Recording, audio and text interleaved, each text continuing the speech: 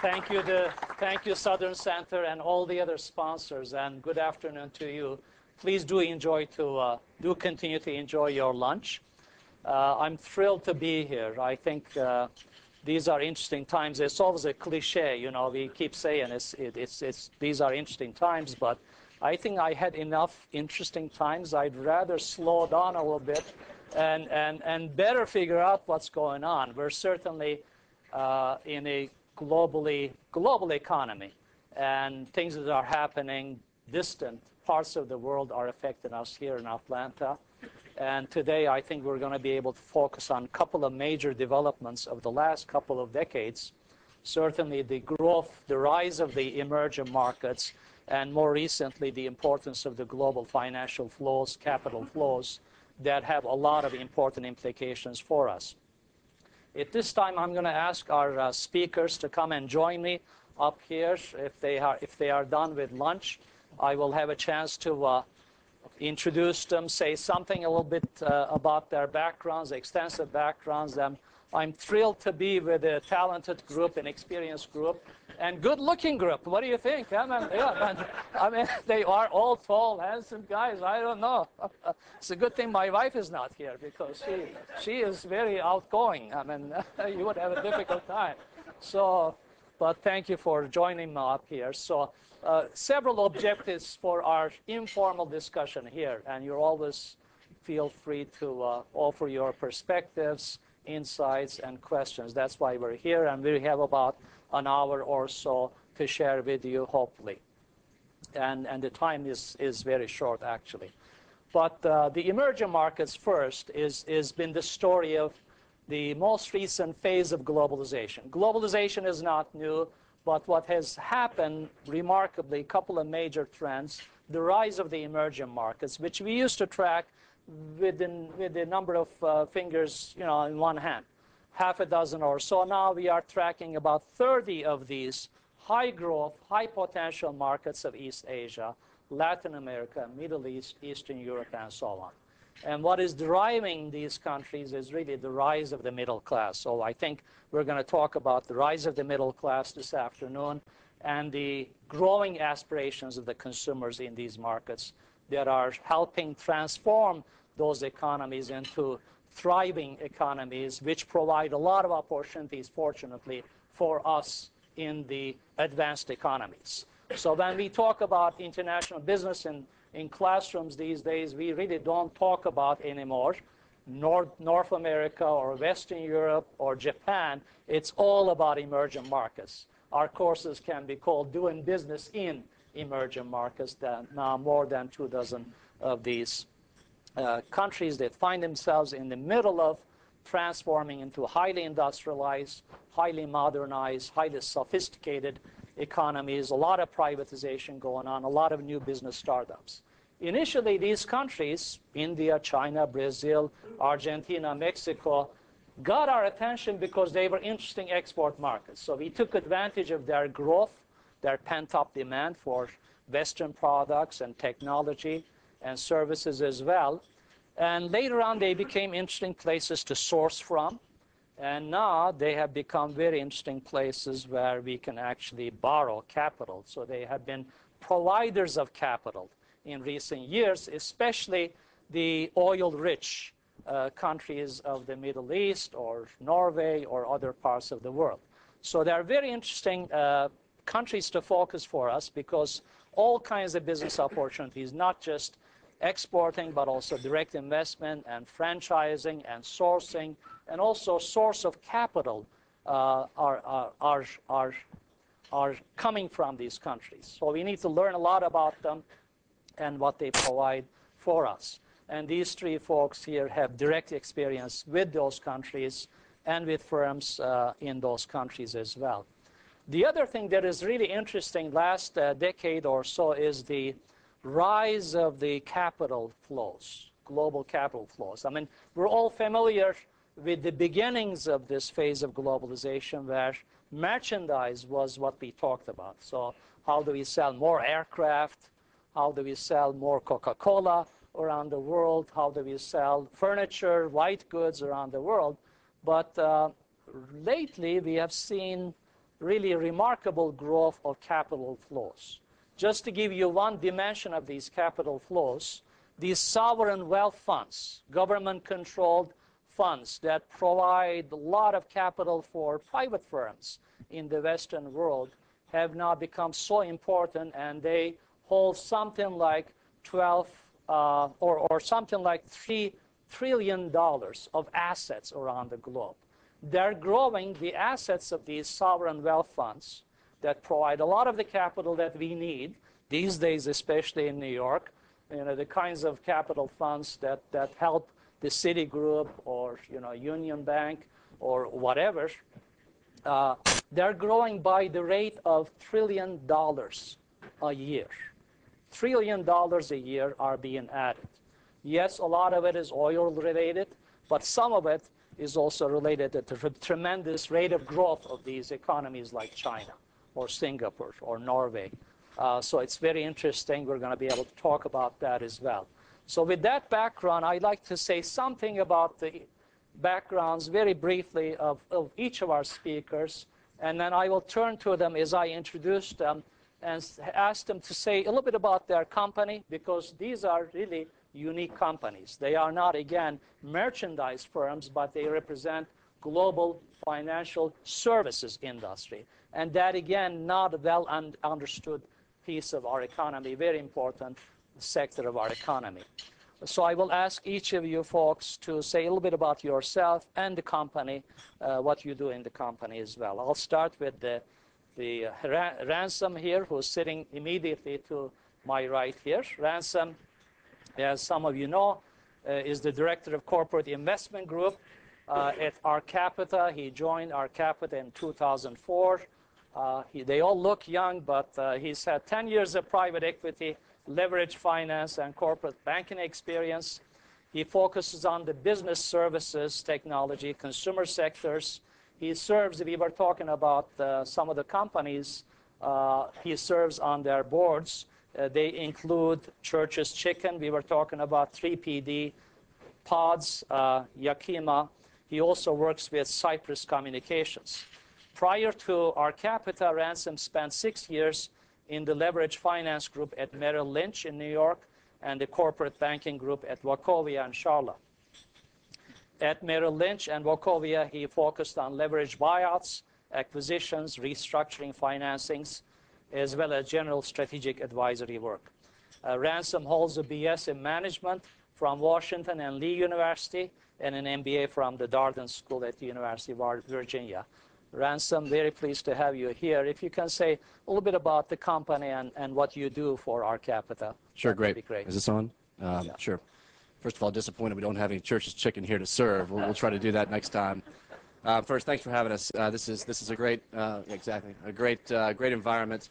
And my background's probably frankly not very interesting, but the firm that I work for, Our Capita, is it's a global merchant bank. It's a private equity firm actually based in Bahrain in the Middle East. So one of obviously the emerging markets that Tamer was talking about earlier. The capital flows in that region are of course quite high, and there's a surplus of capital. And basically Our Capita's mission in life is to deploy that capital on behalf of our investors in frankly more mature markets like the U.S. and Europe, although we have branched out into Asia, India, and in fact the Middle East itself in terms of putting capital to work in those regions over the past probably 3 to 4 years. We invest capital across 4 different asset classes: real estate, venture capital, what we call asset-based, but it's essentially infrastructure, if you will, and then regular corporate buyouts, which is where I sit, which is traditional leverage buyouts as people think about them. The venture capital group, the real estate group, and the asset-based group are the ones doing more of the emerging markets investing. I can talk about some of that stuff. My focus is frankly primarily in the U.S., although by virtue of some of the business services stuff that I focus on, that inevitably leads me to places like India, as an example. Over the past 10 years, the firm has put out about $10 billion of equity in those 4 asset classes that I mentioned. We're quite proud of the track record. You heard of some of the names that I work with. Other names that would be in the international markets would be a firm like Tensar International, Caribou Coffee, and some others that I can talk about in a little while. But that's basically the firm. Mm-hmm. Interesting firm that has access to capital and always shopping for companies and investments that are meritorious, and we'll talk about what makes a project more exciting from your point of view. How do you go about shopping, evaluating these potential companies that you might invest in? Well, sitting in the middle is, thank you, Ransom, is Jeff Baker, Senior Vice President for Corporate Development and Strategy at Global Payments. That's another major Atlanta company. Jeff is the Senior Vice President. He is, of course, at one of the world's leading payment processing companies. The best way to describe Global Payments, I guess, is Global Payments, Global Payment Processing. He developed, at Global Payments, he developed the company's 5-year strategic plan. I think this was the process that you went through when you first joined, which included diversification into international markets. So I think he deserves quite a bit of credit for taking the company internationally.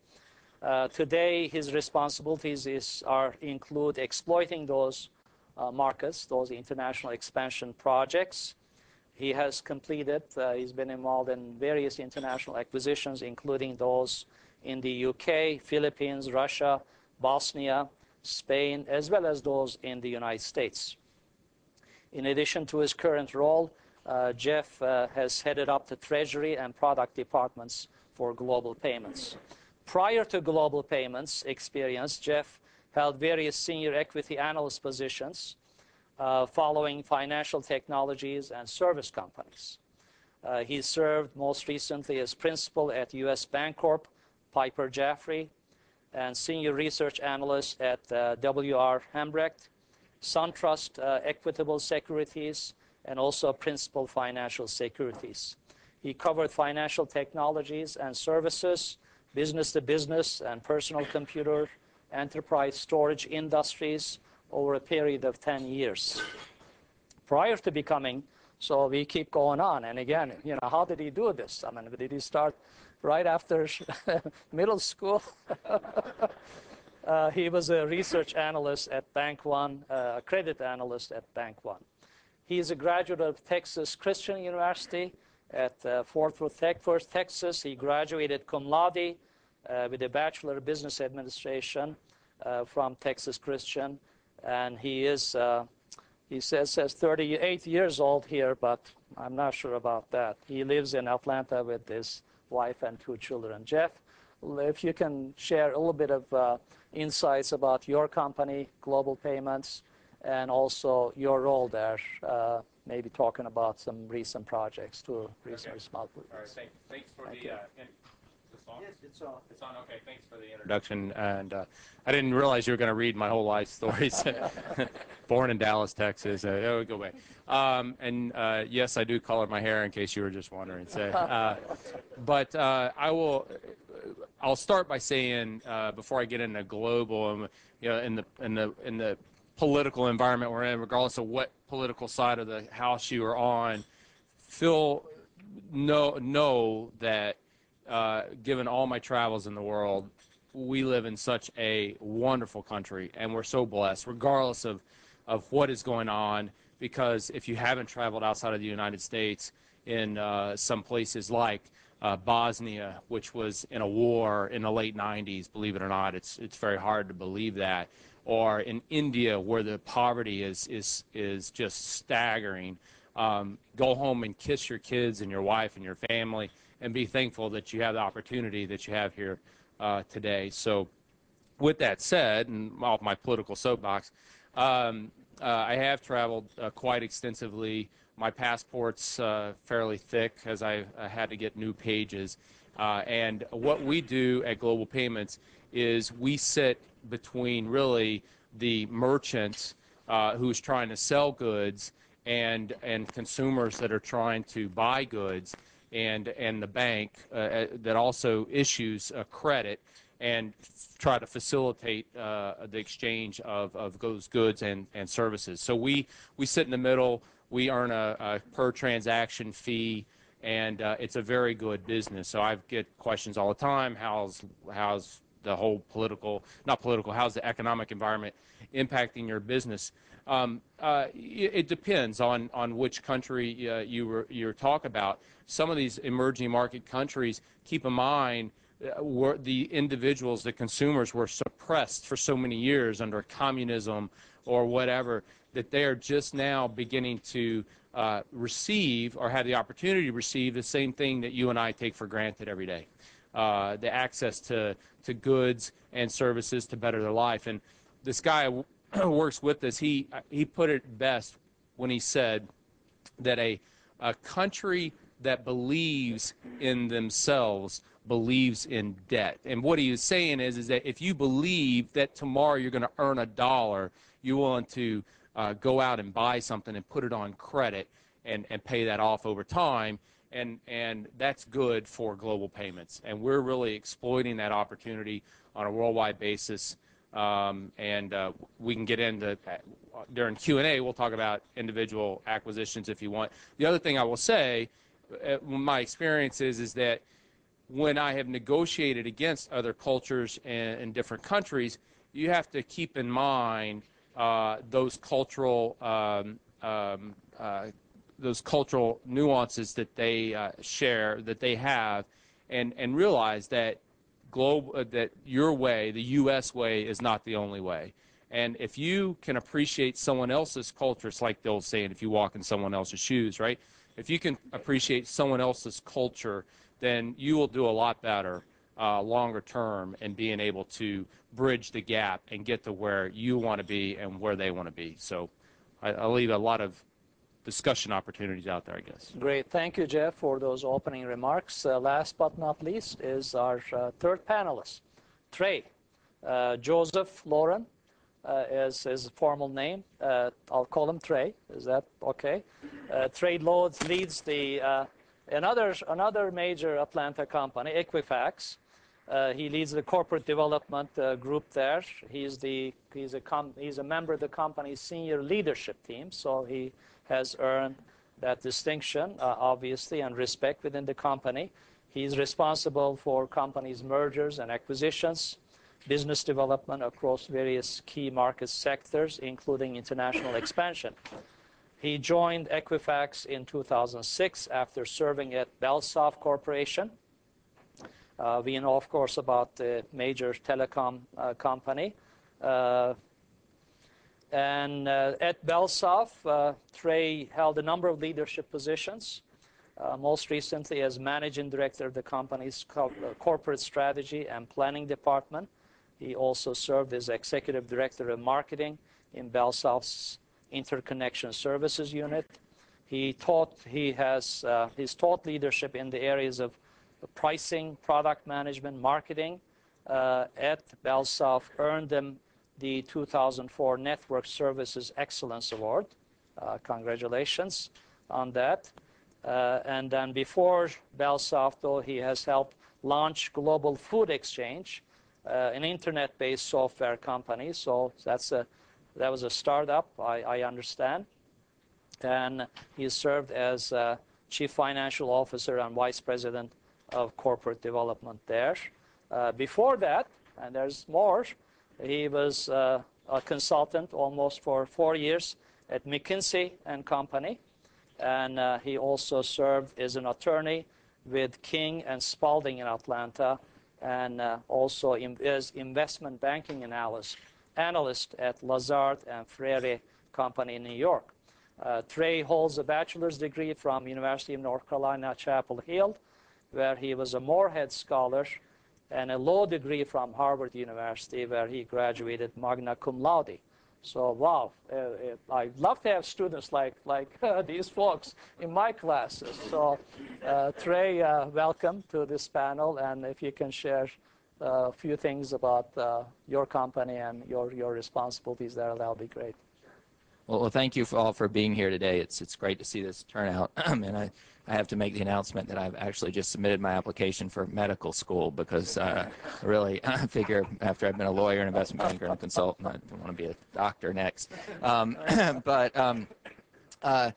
Thank you all for being here. Equifax, for those of you who aren't familiar with it, is is about a $2 billion company headquartered here in Atlanta. We are one of the leading providers of credit information services throughout the world.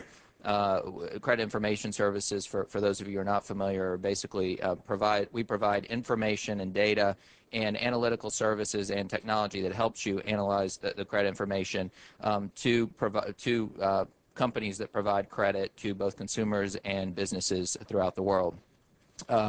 Equifax today operates in 15 countries around the world.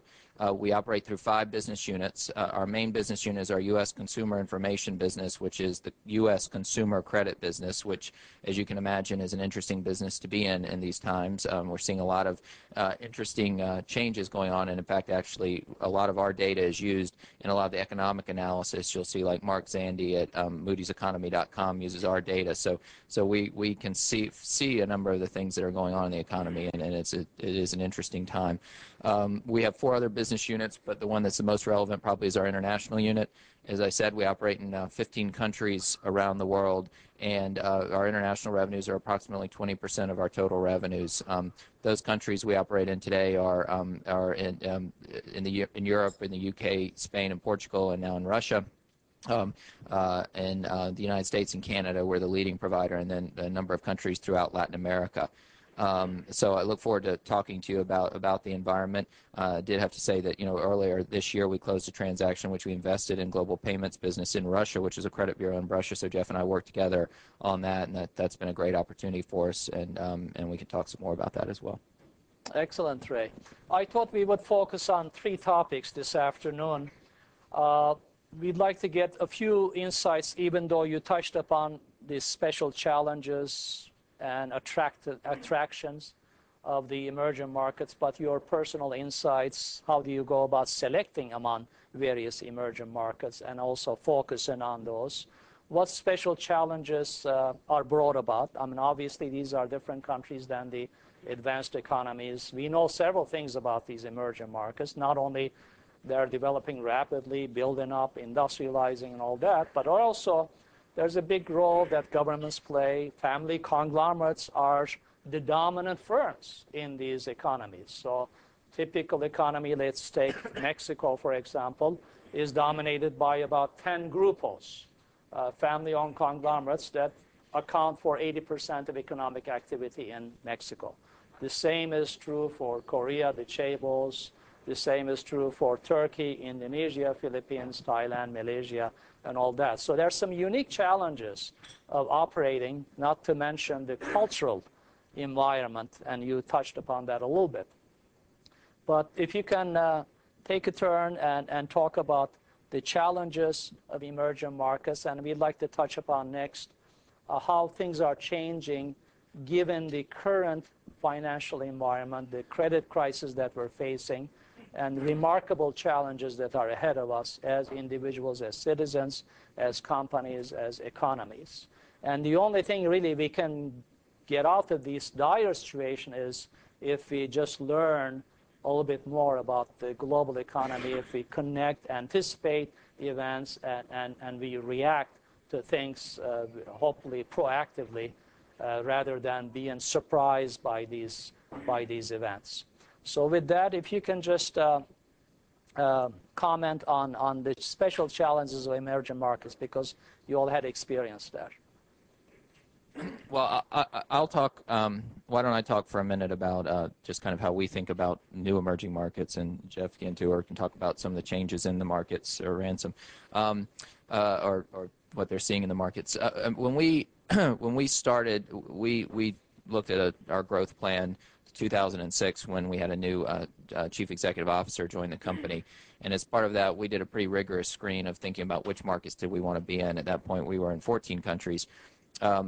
We take a little bit different approach to some of the new markets we enter than our competitors, because in the markets we enter, we tend to want to take a pretty big position and focus on having data. We don't just kind of come in and sell certain services. So we're very interested when we go into market at being the data and information company in that market. So that makes us a little bit more selective than our competition, and we also tend to want to have a reasonably significant position in the venture we're in. So we take entering new markets very seriously and don't kind of view it, as I like to say, as a game of risk where we're just trying to plant flags in a lot of different markets. So as a result, we look at several criteria that we think are very important. Number one is the size of the market, because our business is largely is a pretty heavily fixed cost business, so it needs to be of a substantial size to justify to begin with. The second is looking at the opportunity for credit in the market, and that's really a function of two things. That's a function of the GDP growth in the market in general, which is how healthy is the economy. And then it's also a function of what's the level of credit penetration look like in that country. In other words, is credit fairly mature in that country? And in general, we're looking for markets where there's a large market, sizable GDP growth, and fairly low credit penetration. Now, the key there is looking at the development of the middle class, because debt is the cornerstone of the middle class, and the ability for lending practices in the market to drive the growth of the middle class. Then we also look at the opportunities for strong partnerships, as we had with Global Payments in Russia. We look for open regulatory frameworks are open, where regulatory bodies are open to credit information and encouraging of credit information, as they were in India last year when they actually went out and sought new companies to come in and provide credit information. So those are some of the key criteria we look at. And when we went through that screen several years ago, we came back with 4 markets where we were targeted for growth, and those were Mexico, Russia, India, and China.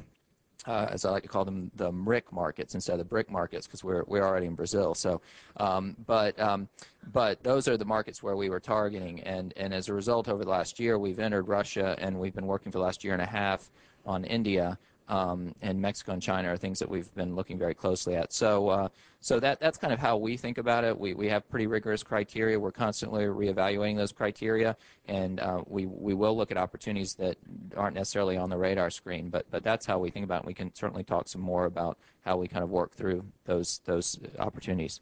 It's interesting, Trey, that you talk about middle class as an important indicator, and I agree with that wholeheartedly. Often the GDP per capita substantially underestimates the true market potential of emerging markets. Things are a bit different there in these countries. One is the relatively large size of the informal economy, unaccounted economy.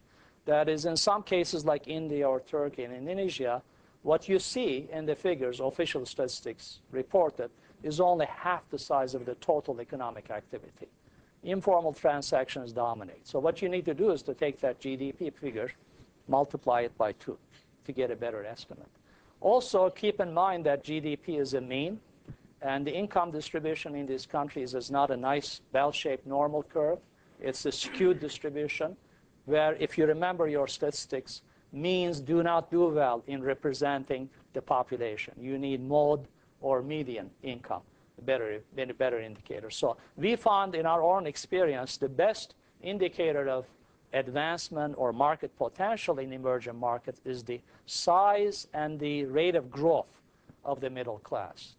When middle class comes into its own and it represents a substantial proportion of the population, that is the best indicator for companies like these, that country has arrived, there is enough potential there, let's move in. So it was interesting that you talked about the importance of middle class. Jeff, you want to add to that? Sure. You had asked about the risks of moving into emerging markets. I would say, and these by all means aren't the only risks, but I would narrow it to 4 main risks. One is just the overall business risk, the risk of the business that you're purchasing. One is the economic risk, so the economy within the country that you're purchasing the business in. One is the political risk, because they all have different various levels of political risk. And the other one is cultural risk. Believe it or not, some of these you can control, and some of them you can't control. What we try to do is we price the risk into the transaction on the ones we can't control. Others that we can control or deal with, we try to do that from a contractual perspective. But as Trey will allude to or admit to, for example, in Russia, shareholders have no rights. So when we were doing a transaction together, it was a 3-party transaction, very complicated. Actually, the shareholder structure sits outside of Russia.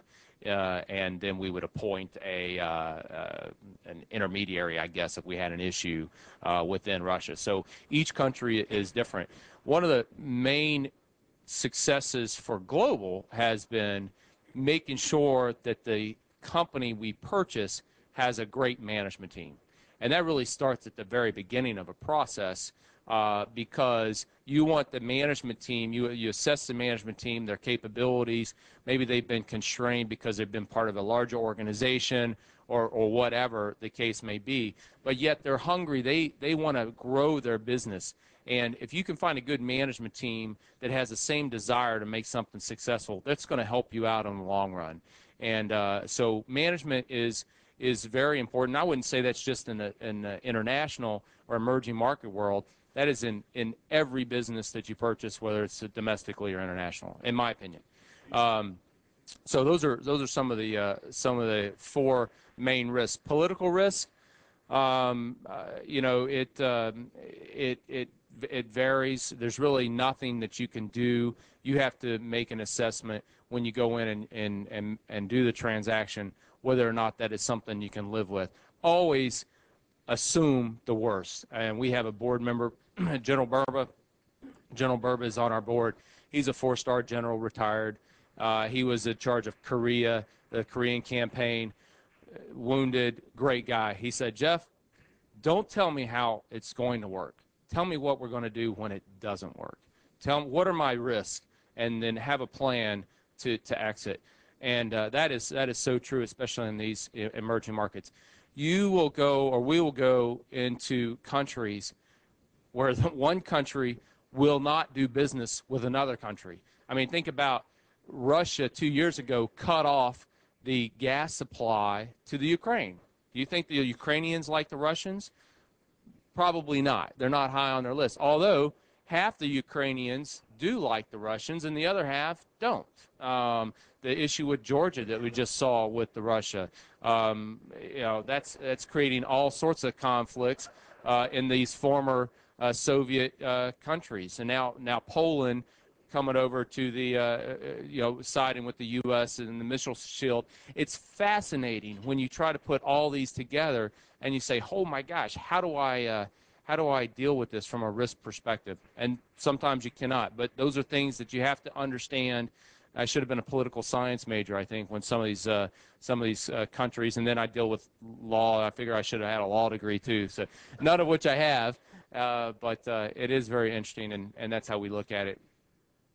I mean, these are the challenges. I think Jeff is very right. The political risk, legal risk, cultural risk. Where you have, I think, most control is the business risk or the commercial risk by being very careful.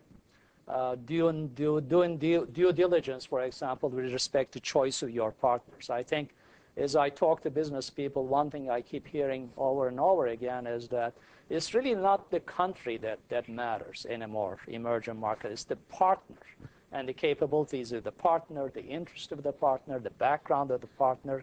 You talked about the management team, technical sophistication, whether or not they have enough capital. Where are they coming from? What is the motivation? How far do they want to go with you? How professional are they? And can we communicate with these people? Can we build trust? Can we establish a longer-term relationship with these folks? So these are issues that you can deal with, provided that you take the interest to learn about your partner. You do due diligence, because we have all kinds of case studies, by the way, in the business school we teach, of companies that pick the wrong partner for whatever reason and encountered serious problems. I mean, we're talking about Motorola's, we're talking about Nokia kinds of companies. I've written cases and all that.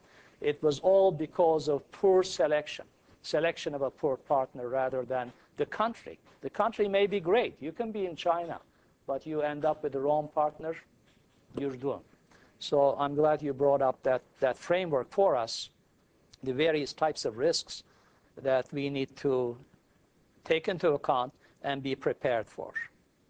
Ransom, do you want to add? Sure, yeah. One question you said is how do we actually think about making investments in these regions? And you know, unlike these guys who are operators, companies making M&A deals as well as investments, you know, we're purely financial investors. for the most part. So as we think about that, the first thing that we thought about at the corporate group, which again is sort of the traditional leverage buyout group, is where can we go do those kinds of deals? And really the only two places I think are really here and Europe. Leverage buyouts really don't exist in China or India or the Middle East in particular. And I spent a lot of time in India, frankly, banging my head against the wall in 05 and 06, trying to see this kind of deal format that we're used to here in the U.S. in that kind of environment, and it just doesn't exist. These are typically, as Tamer said earlier, some of them are family organizations. There's huge ones in India like Tata and Birla and those kinds of guys. But even at the entrepreneurial level, these are family businesses that are looking for growth equity capital or looking for capital to take out some of the earlier investors. And we sort of figured out that, look, we're not really set up to do that because we really require control, and that's our model. So in terms of how we've sought to invest in those markets, it's really through partnerships. So it's kind of a similar model to the way these guys have done it. And frankly, it's in different asset classes than the one I sit in. So the infrastructure group is actually doing a wind farm deal in China right now.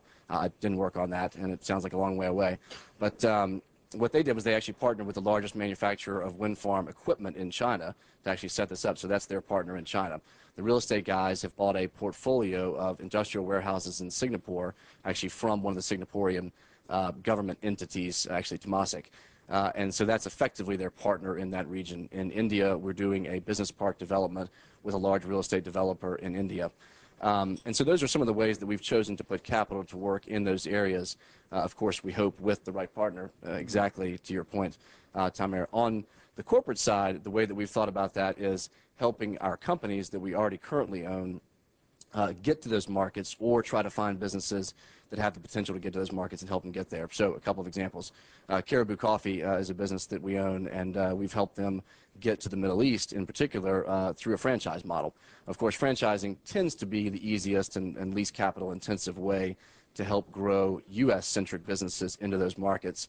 And frankly, in terms of the risk, from a corporate perspective, the risk profile is fairly low if you think about it, because there really is no capital deployment. In fact, it's capital in up front, and there's not much business risk besides what perception or failure may happen in that marketplace to that franchise. So to us, it's certainly not a risk-free way to do it, but it's a less capital-intensive way to go into those markets. We're doing the same thing on Pods, which is a business that we're trying to take to the UK first, and then we'll actually go to the Middle East. Churches has also signed a big franchise agreement in India. And then, those are the consumer-facing businesses, which frankly these guys know a lot about the middle class and rising consumer in those markets.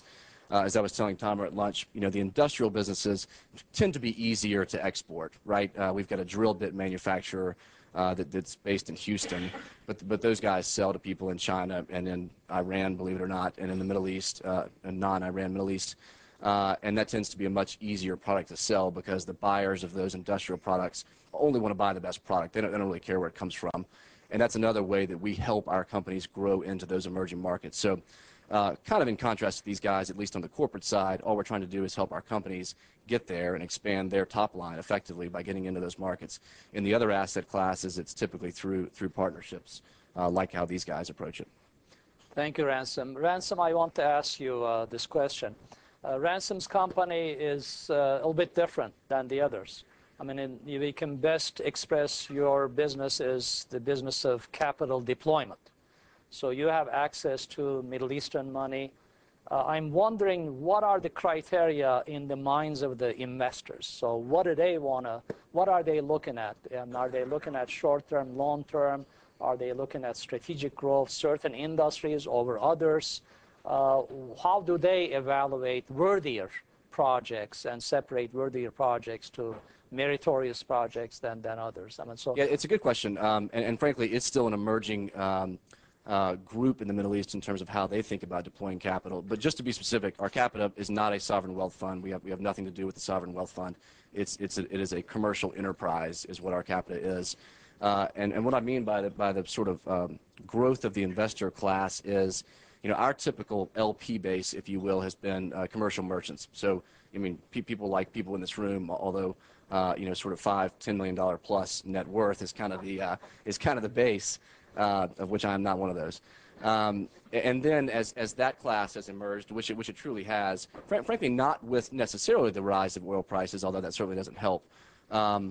but as it becomes more wealth in the region, that kind of wealth starts to become institutionalized into institutions. And I'm not talking about the ADIAs and the KIAs and the QIAs. Those companies or those firms are huge in terms of how they're thinking about deploying Those capital. ones, I mean, if you've not heard, Abu Dhabi Investment Corporation, I mean, these are the sovereign wealth funds, and I'm glad you make that distinction. They control a lot more wealth capital. They have a lot more money to spend, but then along with those, there are individual investors as well. That's exactly right, and tons of capital in their hands as well. Yeah, and that's why we exist, is to effectively go to that class of frankly retail investors and institutions and deploy their capital in the asset classes that I mentioned earlier. And to answer your question specifically, what are they looking for? I think it's a little bit of both, and our again kind of mission in life is it's a share of wallet game. Essentially, it's to go to that person and say, we'll be your alternative asset manager in Asia, in the Middle East, in Europe, and in the U.S. And that would be across those same asset classes. And so in my business, it's buying churches and selling it 5 years later for hopefully 3x plus. And that's the kind of investment that is. Some of the real estate investments that we used to have were actually current yielding products, to where they were dividend yielding products out of industrial warehouse portfolios, for example. And that's a product that they wanted in terms of current yield, and obviously it's a lower risk portfolio. The venture business is frankly done out of a fund, and obviously the return classification there is sort of 30% plus. And in terms of how they think about investments, I would largely say that even at the institutional level, it's still largely a passive investment group. This is outside of the sovereign wealth funds, which are becoming, of course, much more active. But this is a group of people who have extraordinary wealth, but they also have businesses in those regions, and they're frankly looking to just deploy their capital, like a lot of people are, into private equity. And that's why we exist for them. Increasingly, a lot of that capital, Tamer, is actually coming back into the region, as you said, and we've actually developed a few different residential projects in the region, so we're actually putting their capital back into their region as growth projects become available. So I'd say, frankly, it's kind of across the board in terms of return, in terms of current yield, in terms of investment being reaped for later. It's really across the board. The Gulf nations are a lot smarter this time around. I mean, remember the 1970s and another, price rise in oil and all that, newfound wealth, which provide a lot of money for them. The argument is that they wasted a lot of those funds. But right now, they're doing a lot of infrastructure projects, building quite a bit of their own economy. So there's a lot of, I think Ransom is very right, there's a lot of investment in the region there, as well as into India and China in particular. So that's very good. If anybody else at this stage? Maybe perhaps we can move on to the third topic for the day. Given the environment we find ourselves in today, the global financial crisis, the credit crisis, how will your business be impacted? What changes do you foresee in your directions, in the kinds of investments? And how will it impact your business? I mean, if you can comment on that, each of you, that would be great. First. Okay. I mean, I think, and I'll give it to these guys in a minute because they're obviously based in the credit markets. I would say, first of all, no one is immune to what's going on, and that includes the banks in the Middle East that people think have zillions of dollars. There is a global liquidity crisis that's going on, and the banks that we do business with in those regions are keeping their cash, just like Citibank is, well, maybe not Citibank, just like B of A is, and others here in the U.S. So no one is immune from that. In terms of how it affects our business, I think our equity investors are probably, on the margin, less likely to invest in longer-term equity projects. It's just a fact, and I don't think that's any different than any other equity investors are at this point. From a pure credit standpoint, it certainly manifests itself for us in terms of getting leverage for leverage buyouts. It is shocking in terms of the complete swing of the pendulum over the past really 2 months, and then of course past probably 16 months as well since July of 2007 in terms of the availability of debt, in terms of the pricing of debt. And I'll give you an example. Single B debt today, which probably used to get priced at LIBOR plus 350, is probably LIBOR plus 1800 today. It's truly that wide of a swing. Alan's saying higher. It's truly that wide of a swing in terms of credit spreads, and you just can't make an investment work with that kind of investment. One of the things that we're doing, just to highlight this, and this accentuates the point of capital, of global capital flows, is, we're actually contemplating raising our own debt fund. And that would be, a point to simply move capital from a region that has it to a region that doesn't, and we would be investing in both existing debt deals here in the U.S. as well as new money leveraged buyouts. So that's a way that we're trying to take advantage of the market conditions from an investment standpoint. And that's interesting to hear too. The focus on the U.S. now, where we're hungry for capital. I would say I would echo everything that was said, and I would also add,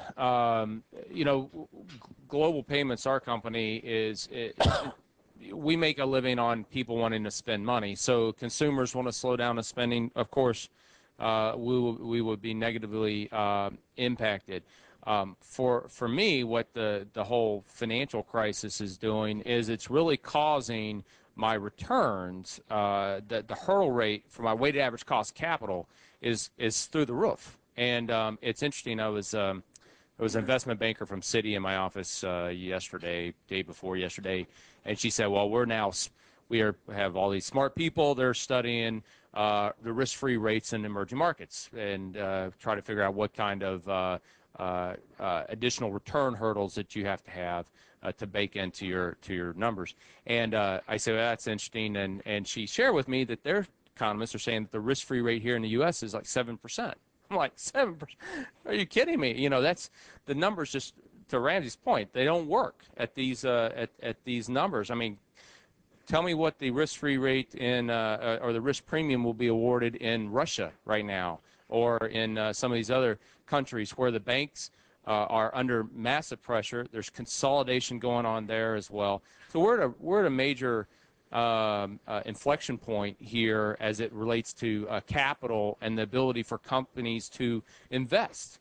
And it really starts with the banks. Now, one of the good things we've seen recently is that LIBOR, which is a good barometer of really the interbank market, banks lending, has started to come down. But it looks like a steeple. It went straight up, and now it's coming back down. And once that stabilizes, then the financial markets work more efficiently. And that's what you got to keep in mind, that we can all say, well, I'm immune or I'm not immune, but at the end of the day, we all work. It's like flowing water, and the water has to flow, and it starts at the top and it flows all the way downhill. And if it doesn't flow, then things come to a standstill. So that's one of the things that impacts us today. That being said, we know it's a short-term phenomenon. We know it will get better. We're continuing down the path to still identify opportunities and hoping that because of our balance sheet is so strong, that we're going to be able to take advantage of some of these opportunities that are actually creating themselves today. And I think that's what good, strong companies have to do. Look, adversity creates opportunity. That's the one thing I have to tell you, whether it's in your personal lives or your business lives. Adversity creates opportunities. You got to take advantage of those opportunities when they come about. Mm-hmm. Thank you, Jeff. I think, I'd echo everything Jeff and Ransom said. I think it is, when we look at these markets, it really is for us, kind of a law of large numbers opportunity, and we look at these opportunities as a long-term opportunity. And so our general approach is we don't put big investments in initially.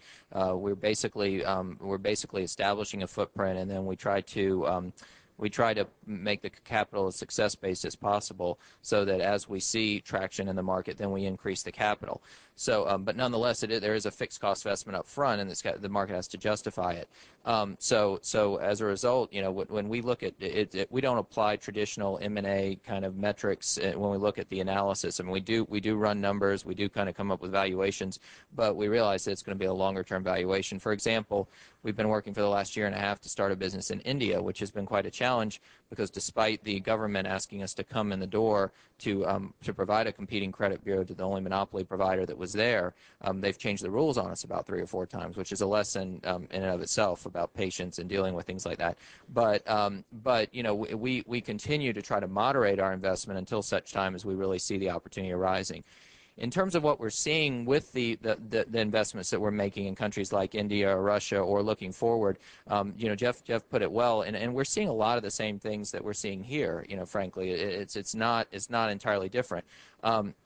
But I did used to be a consultant, so I did feel like I was required to bring a page or two. So if you look on your table, you will see a slide that I think is interesting, and I use this slide a lot, and I don't know if there are enough copies on the tables, but I was, you know, I think it visually describes what we're talking about and kind of see what's happening in these markets. So when we look at markets, on the left-hand vertical axis, what you see is household debt as a percentage of GDP, which is essentially how much is debt penetrated the economy. And on the bottom axis, you see GDP growth.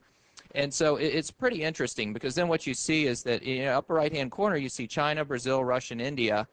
That's a big surprise. Those countries are never mentioned together. But you see all the BRIC countries, all in the upper right-hand quadrant, saying basically that they have high growth rates and they have low penetration of credit as a percentage of GDP, meaning that part of what is fueling that growth is the growth of credit as a percentage of GDP, is the growth of credit. And credit coming in, that there's a lot of opportunity for credit to come into the market. The other end of the spectrum, once again, no surprise, you see the United States and the United Kingdom, where we are at about close to 100% of credit as a percentage of GDP. We are a completely levered society. And you can see that the growth rates there in the mature environments are slow, are much lower. So that's kind of the framework on how we get to where we are and why we see that there's a lot of opportunity. I mean, just to give you an example, right? Russia has 141 million people in the country. The United Kingdom has 61 million people. So you think about what the opportunity is if you even just simply double the percentage of credit of GDP in Russia on a 141 million base. It's pretty extraordinary, and so that's a great opportunity. Now, how's it changed? If you flip the page over, this is what's happened. Those growth rates were from 2007. What you can see on the next slide is what's happened to growth rates since then. So you can see where the projected growth rates for 2009 are relative to where they were on the previous slide in 2007. And you can see that, not surprisingly, they've come down. And now we haven't changed any of the sizes of the bubbles, and we haven't changed any of the growth, the credit as a percentage of GDP. I suspect that might change in the United States and the UK, but we hope that, you know, given the opportunities that we see long term, the opportunity to still drive credit penetration into the countries that are at the top of the chart is very high. But we're seeing quite a slowdown in growth relative to where we made our original investments. And if you pinned a business case on saying, I have to earn an X return, then you're going to have a hard time making that business case right now, at least in the near term. Mm-hmm. Yeah. We want to give you an opportunity to ask questions, make comments as well. I think this is great so far, and we can go on. And I've got a lot more questions for these folks, but let's see if you have anything. Please go ahead.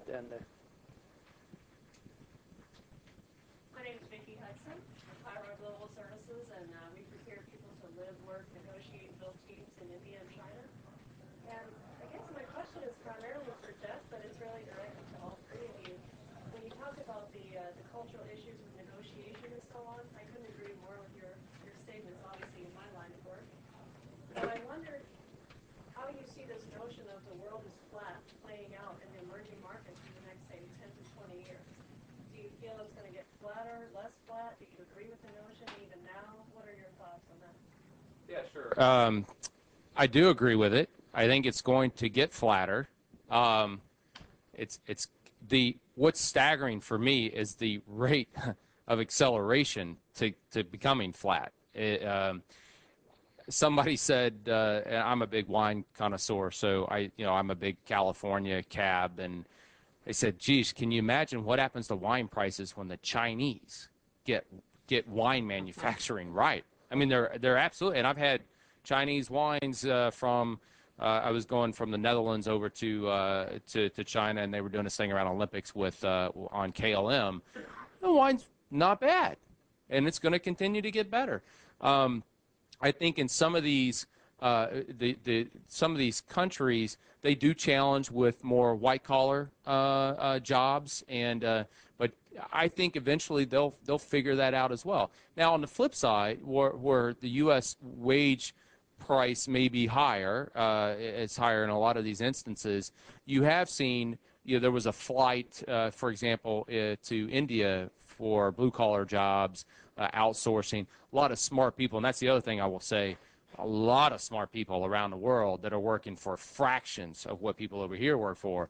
But even there, the inflation, came up and people were jumping jobs left and right. And what that creates is somewhat instability, especially if you're trying to offshore jobs that take a lot of development and time, and they're not cookie cutter. In other words, I can't just fit anything I can't fit a circle into a round hole and go with it. So there's all these dynamics that are working. But to answer your question, absolutely, I think the world becomes more flat, and people, especially in the Americans, have to reinvent themselves to try to stay ahead of the curve. Education, for me, particularly, is very important. I think that's one area I don't sacrifice my own personal life with my family and kids. I would rather sacrifice something for me before I sacrifice education for my kids, because I think that is the differentiator longer term. So anyway, that's my opinion. On negotiation, you just asked me, so I'll just tell you. It is interesting. You just have to understand other cultures and the way they operate. So, for example, in China, they like to meet. And at dinner, they don't want to talk business. That is a taboo. And you need to understand, you're not talking business. It is their time to get to know you better. And they may meet 3 or 4 times before they even talk business with you. And if you don't understand that, you will start at the bottom, and you may ruin your opportunity to progress there. So it is different. Very good, very good. Other questions, comments, please? Yeah. I have a question about Russia. After the fall of communism and the emergence of capitalism, there was a lot of optimism, and there has been the creation of wealth there. But it occurs to me that wealth has been pretty concentrated, and so my question has to do whether there is, in fact, a developing middle class there, and then secondly, kind of related but a little different, knowing what you know now about Russia, having been there a little while, knowing what you know, would you go in there today? Just to repeat the question for those of you who have not heard, it's the Russian context today, growing middle class, but how well will it be diffused and the masses will benefit from it? What are your predictions on that? I'll answer the second question first. I would double or triple the investment I make in Russia right now. I think Russia is a huge opportunity as long as you have a long-term perspective. Not to say I should have paid 2 or 3 times as much as I paid you. Yeah. Yeah, that's right. There you go. Exactly. No, I mean, Russia, as I said, is a tremendous opportunity. It's by far and away the largest country. I mean, the next biggest country in Europe is Germany. It's got about 80 million people. Russia has 140 million people in the country. It is, it's tremendous that the wealth is very concentrated from natural resources and oil. But a country of that size that is a really truly Western country is going to see that wealth trickle down. And I mean, the first time I was in Russia was in 1990, and looking at what's changed since then. I mean, there's a whole culture, a whole economy that is developed. Now it's not nearly as still as sophisticated as a lot of the Western countries. There's still a lot of there's still a second economy there that you have to realize is there and try to address it very proactively. But the opportunity in Russia for growth is tremendous. Banks are having the same trouble they are here, but banks are very prevalent. They have too many banks. There's going to be a lot of bank consolidation, but it is a very aggressive very competitive financial institutions market in Russia. And you compare that to a country like China, where it's still largely financial institutions are still largely state-controlled. It hasn't evolved into a competitive financial institutions market yet. So I think it's a very exciting opportunity as long as you have a long-term perspective. And we're long on Russia. I would just say I can echo everything that Trey said, and I also say, I mean, one of the things, if you believe in trickle-down economics, which did work in the U.S. and it's definitely working over in Russia. I mean, you're talking about just from an infrastructure perspective. Here's a country that came out of communism. They have all these roads. They haven't built any more roads. I hate going there because you sit in traffic for hours. I mean, literally hours. It's painful. There's so many cars on the road. Now, there are Mercedes. Yeah, believe it or not, it's worse. There are Mercedes and there are BMWs and et cetera, but there's a lot of Toyotas, there's a lot of Fords, there's a lot of Chevrolets. I mean, and that is some indication that wealth is being dispersed. It is still highly concentrated, but it is trickling down in these other individuals. And Russia is going to continue to develop the middle class. I mean, in the Red Square, there's a shopping mall right across from Stalin's tomb. During communism, they said there was one store that was open and they had a couple apples. That store is basically a mall in our vernacular, and it is packed. It's packed with every retailer you can imagine, from Western Europe, some U.S.-based companies as well. I was there in September, and I don't know if you guys are McDonald's fans. I'm personally not. I have to go because my kid wants to go. But on the way to the airport, there are two McDonald's, and both McDonald's parking lots were full, and people were parking on the interstate. I call it interstate. It's a road, but they were parking there to go to McDonald's. And you're like, the food is garbage, and people are lined up to go to McDonald's. There's an IKEA like the one in Midtown here. Parking lot's packed. I mean, it's just unbelievable. So it is working. It is continuing to grow. We're along on Russia as well.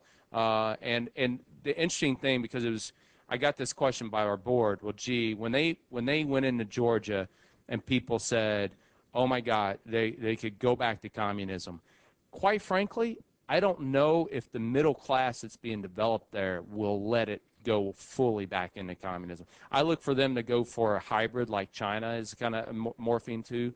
But there will be, once you give somebody a piece of candy, you can't take it back. So just for those people in the back, Cedric's question is, what now? Given the financial credit crisis we have, global dimensions, to what extent will we see changes in the growing wealth, for example, distribution of wealth in these countries, and what is the impact on the United States? What about the U.S.?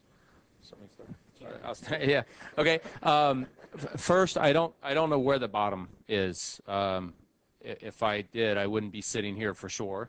I'd be trying to take advantage of that opportunity. But I will say, if you take a step back, and I'll address the FX issue and what's going on in each country. And Russia is a perfect example. We'll just stay on that topic. They've seen billions and billions of dollars of outflow, one, to try to support their currency, and two, because at the end of the day, and this is a worldwide, and the U.S. dollar is so strong, it is strong because there is a flight to quality.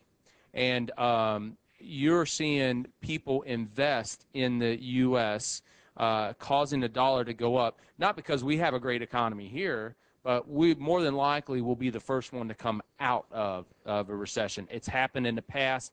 I think going into this last boom that we had, it was thought really that Russia and China and some of these emerging markets were going to be immune to a credit crisis or something that would happen in the U.S. And I think what happened is you kind of got a double whammy. Not only did you have the credit crisis, but oil tanked.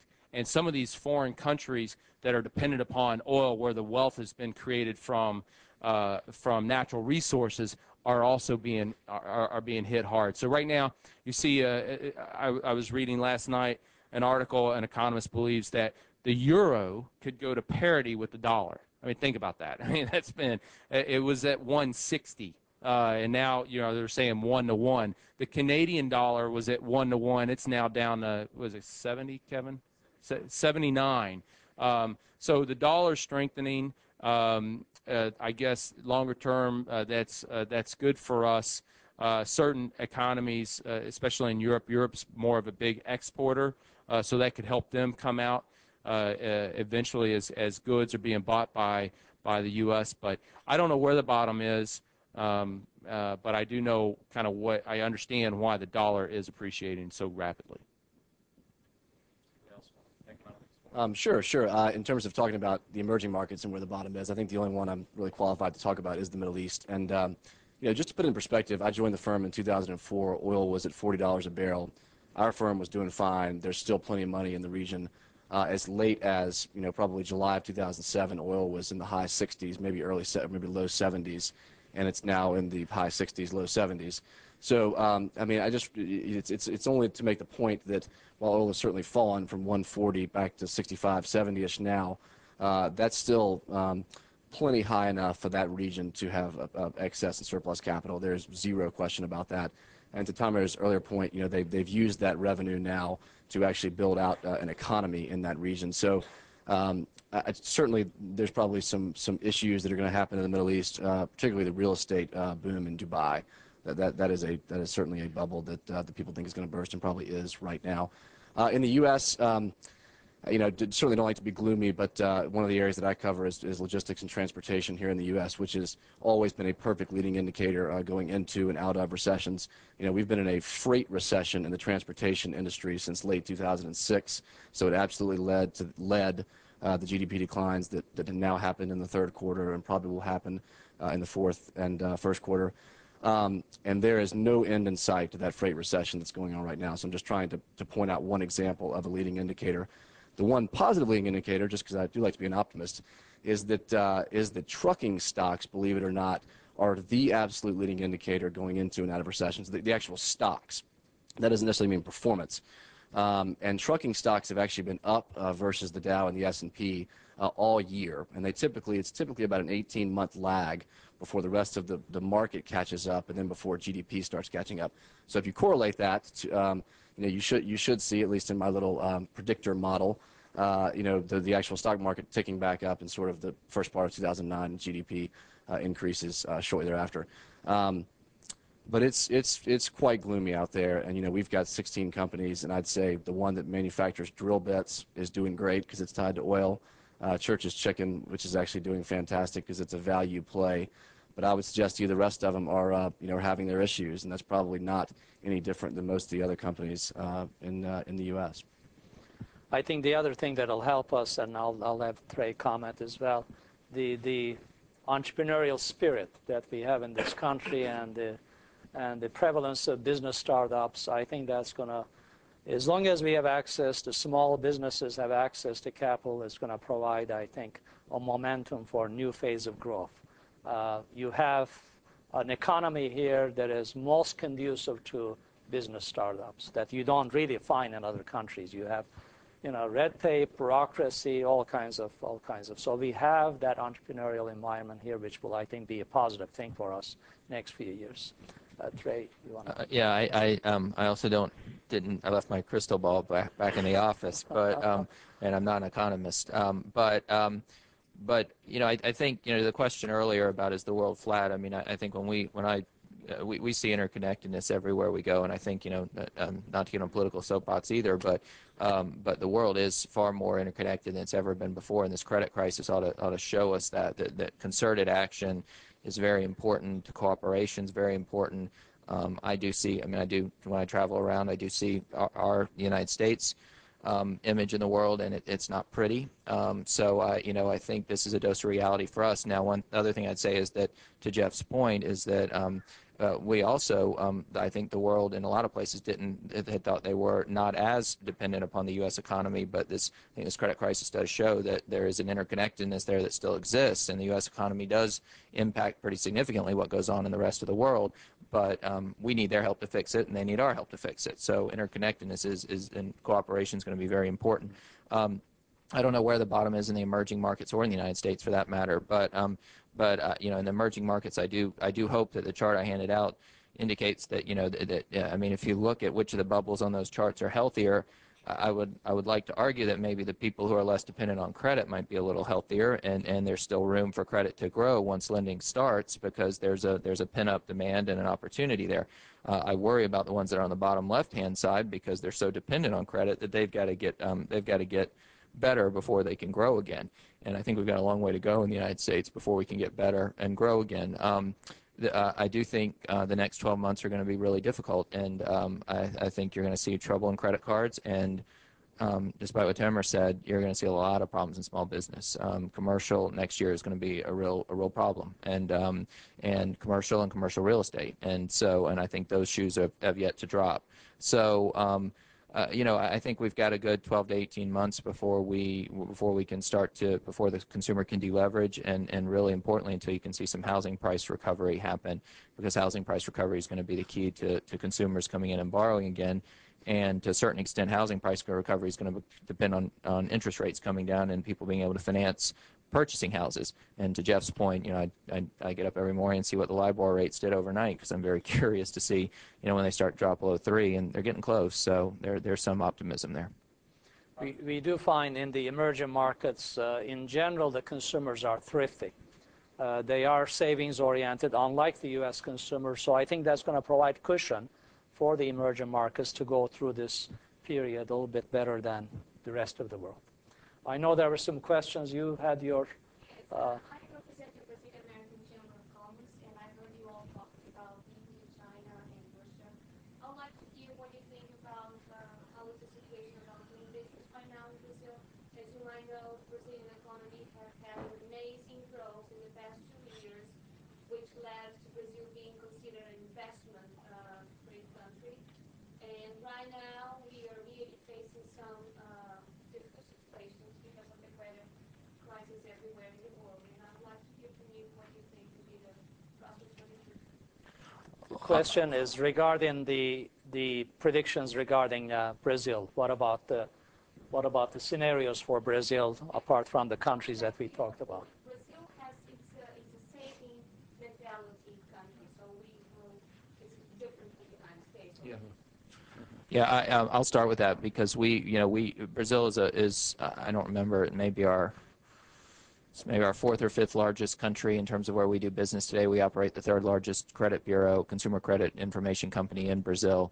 And I would echo some of the things Brazil's a more mature economy than Russia in a lot of ways, but I'd echo a lot of the things I said about Russia with Brazil. And I think a lot of what was said, at least until the very recent collapse over the last 6 weeks or so, was that of all the BRIC companies, that Brazil and Russia were really in a lot of ways the strongest and the continued best opportunity. We think Brazil is a great opportunity. We would love to invest more, and are continuing very aggressively looking for investment opportunities in Brazil.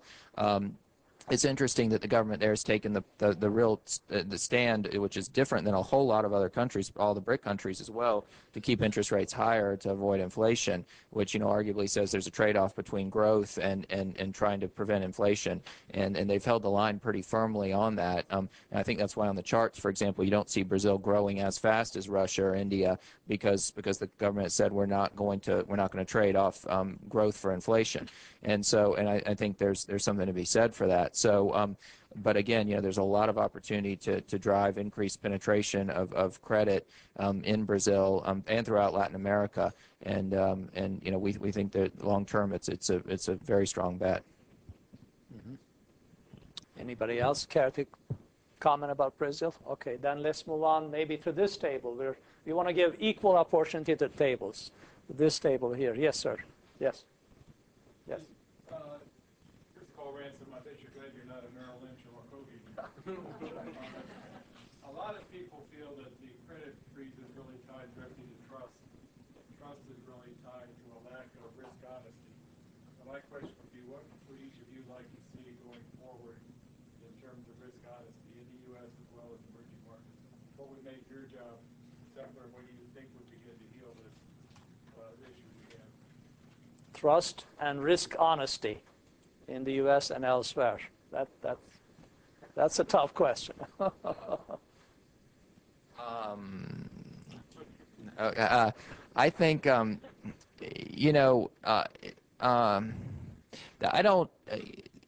think there may be more a question of people being honest with themselves than honest with other people, because to be honest with you, the issue was not in my mind, our opinion, I can speak for Equifax on this. The issue has not been was there particularly honesty. There's some trust issues certainly, but there was relatively apparent. There's relatively free flow of information. Okay, credit information is what it is. I mean, Jeff's credit report is what it is. The analogy I use oftentimes is that, let's take Georgia State or Kennesaw State, who are here today. If they base their admissions on grades and SAT scores and an interview. And if they decide tomorrow that they want to lower their standards for admission, the grades and the SAT scores and the interviews are still the same. They're not different. But if they lower their standards for admission and aren't honest with themselves about the type of student they want to take, and a year later, a quarter of the student body fails out, it wasn't because the grades and the SAT scores. It was because they changed their criteria and weren't honest with themselves about what they wanted in terms of students. So similarly, if you look at the financial institutions market, I'd say the financial institutions market wasn't honest with itself about what kind of credit standards it needed to have and how it looked at credit information, how it looked at scoring. Were there flaws in scoring? Were there flaws in securities ratings? Most definitely there were flaws in securities ratings. I think people again were honest with themselves about how much information they had and how they used it. But I think what we've really got to do is be honest with ourselves. Were there issues about people being honest with themselves about how much debt they could afford, the American consumer? Yes, there was. I mean, should home ownership have been as pervasive as it was? Probably not. At least not under the terms that were there. But people weren't honest with themselves. So I'd say rather than necessarily too much being honest with each other, it's a bit more of being honest with ourselves about what matters. And I'd echo that, especially at the bank level, because the capital infusion that's been put out there, the $1 billion to be invested in the banks, it hasn't solved the issue. I mean, there's still the balance sheets of the banks are still lousy because the assets are worth less than what they're on the banks on the books for. From my perspective, I'm like with Trey. I mean, eventually these banks need to sell they're going to have to sell assets. All that we've done is just kind of made to the Fed's credit. They're creating a softer landing, but it's got to land. And therefore, we look at from global payments perspective, I'd love to see the banks come to that realization that, hey, merchant acquiring is not core. I need to sell it off to somebody that's a monoline player like global payments. Again, I said earlier, adversity creates opportunity. We need the banks to come to that realization, partner with us, we'll buy it, and we'll grow the business. And longer term, it will be better than it is today before we went into it.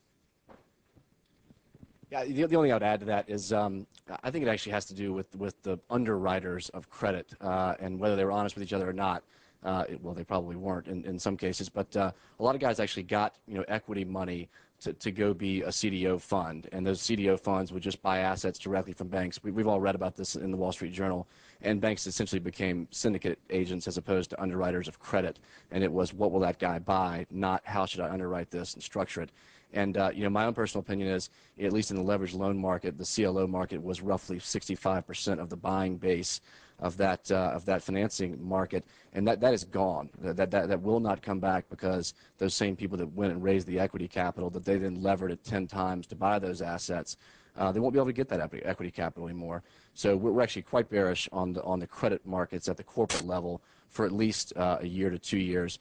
And to come to the point, I guess I think that underwriting of credit is going to be required from investors in that credit to actually be done by real underwriters and people that are actually next to the asset, as opposed to 2, 3, 4 derivatives away from the asset, which is exactly what's happened.